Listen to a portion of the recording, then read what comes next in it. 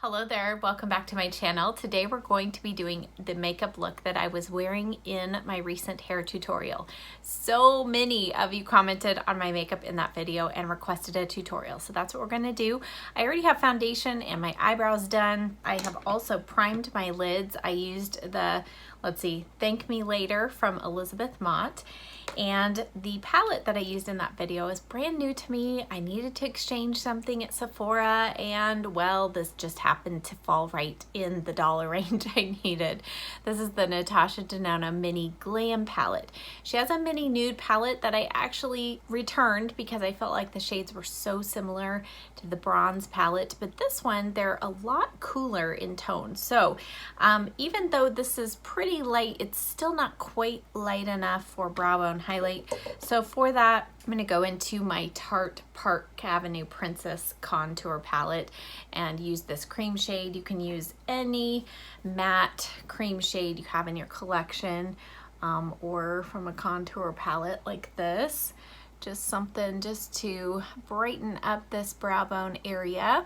And I'm using the Sigma E50. All right, now for the palette. We are going to take the Morphe M504 and this shade, and it is deceivingly, has quite a bit of color. It can be built up. It is a very, I would say, cool tone, kind of a camel color, but very, a little cooler. So everything in this palette, I wasn't sure if these cool tones would suit me well, but you all seem to really like the look, so I'm just gonna keep building this up through the crease.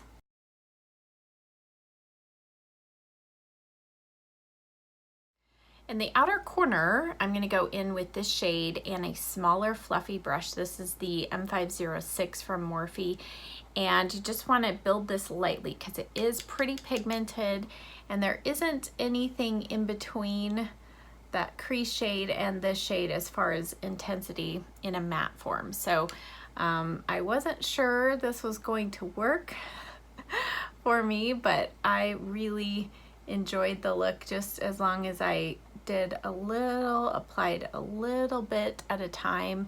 It didn't get too dark and intense. So just kind of like tapping first in place in the outer corner and then using the fluffiness of that brush just to lightly bring that up slightly. Just have to go real light or your look will turn very dramatic very quickly.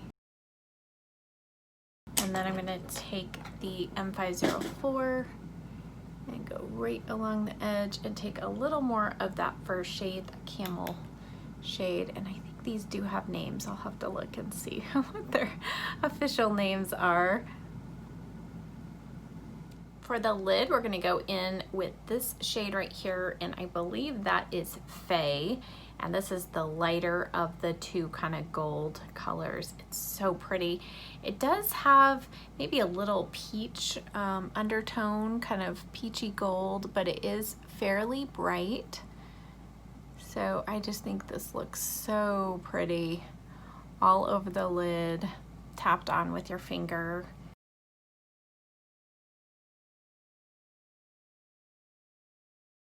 And I took that about 2/3 of the way across. And then wipe off my finger, and now I'm gonna go in with this middle shade, which it looks kind of brown gray in the pan, but it has just a tiny little hint of some olive green, and I just think this looks so pretty.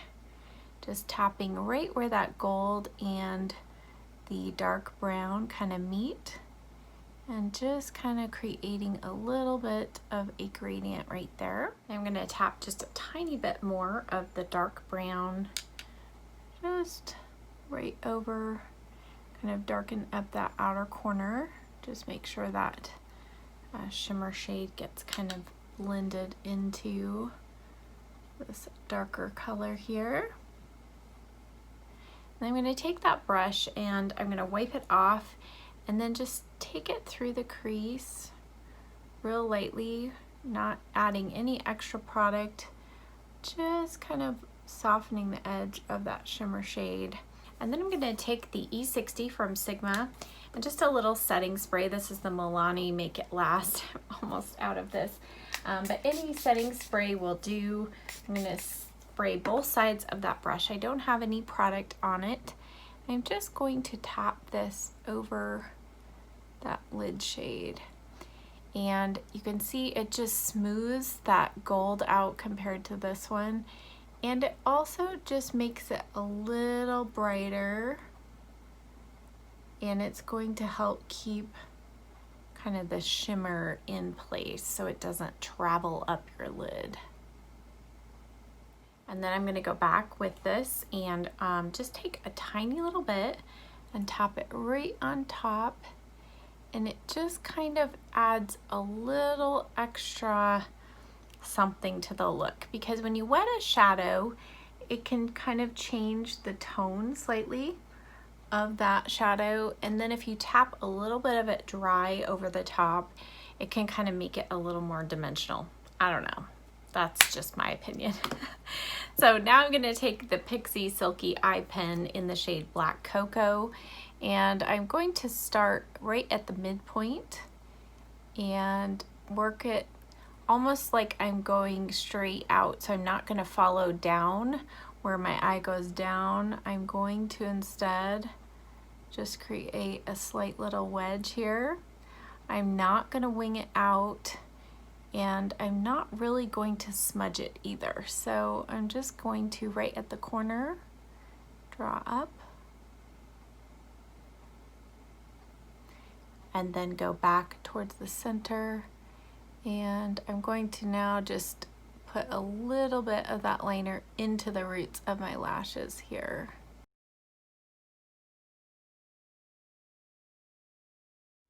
And then with that pencil, I am now going to line the inner rim of my lower lashes, but I'm not going to take it all the way across my waterline. So I'm going to stick really close to the roots of my lashes. And if you have a hard time with this, just give yourself a break. I have contacts, so I can't hold my eye open very long without blinking. So I just run a little bit of it right into the roots of my lashes, let my eye go a little bit further, let myself blink and go. And now I'm not going to take it all the way into the inner corner. I'm going to stop just a little bit short of that. But again, just kind of going right into the roots of the lashes. I'm going to take this flat M432 from Morphe, and I'm going to use that to just press that liner into the lashes. And then I'm going to take this dark brown and go underneath the lashes and press it into the roots there from underside. So this is just going to help make it look kind of seamless, and like our bottom lashes are thicker than they really are. And then I'm going to go in with this shade right here and use this to just kind of soften this edge and kind of mix it with that liner and the darker brown and create kind of a little bit of a gradient soft effect here.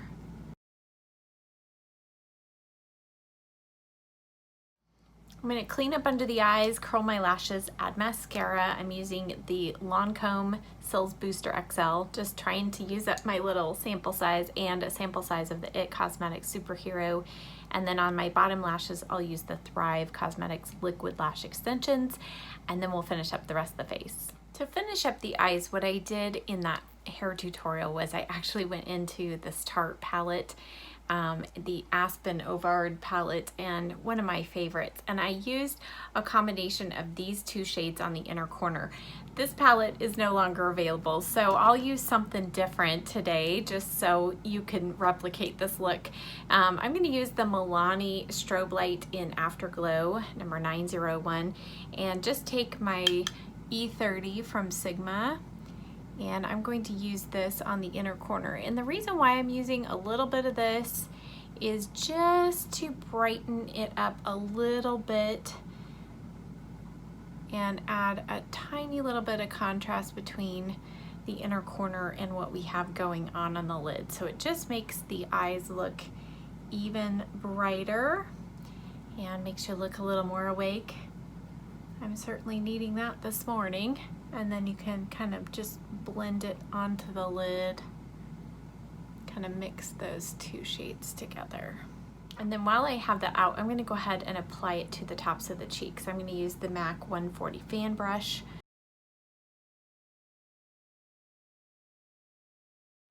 Now I did already add bronzer. I just went back into that Park Avenue Princess palette and added some contour and bronzer using these two shades. For my blush, I'm not going to do anything too crazy. I'm actually going to stick kind of in that sun-kissed theme, and therefore I'm using the Nude Sticks Nudes Matte in the shade Sun-Kissed. So this is a matte version of their kind of all-over stick, so you can use this all-over color stick, I think is what it's called. You can use it on your cheeks, your lips, your eyes. I mainly just use this one on my cheeks, but I'm going to use the Luxe tapered highlighter brush and just tap this on. I do love that you can use these over the top of powder, and I feel like they still blend in nicely because I've already powdered my face, but you can see it's just working in nicely on the cheeks. And I'm going to take a little bit of this the top of my forehead here. Now it's time to finish up with some lips. So I did the MAC Soft Ochre Paint Pot around the edge. For my lip combination today, I'm going to use the Urban Decay 24/7 pencil in the shade Broken.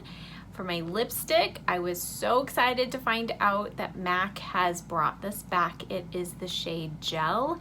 It's only available on their website, but it is back, and I've ordered a backup. So this is just a beautiful kind of golden shade, and then I'm going to top it with a tiny little bit of the Dose of Colors lip gloss in Jazzy.